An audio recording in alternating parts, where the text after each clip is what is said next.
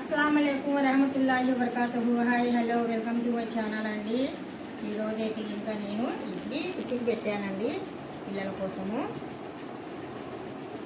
ఇడ్లీ టిఫిన్లో నేను సాంబార్ చేశాను, ఇడ్లీ చట్నీ. चटनी डालना जरा। बाजू डालना ना, इडली पर डालना। बाजी ऐसा बाजी बस ऐसा डालना। हाँ సాంబార్ ఇడ్లీ पर डालना।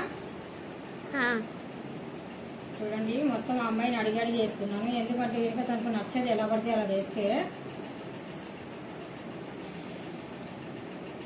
ఈరోజు టిఫిన్ ఇడ్లీ సాంబార్ చట్నీ.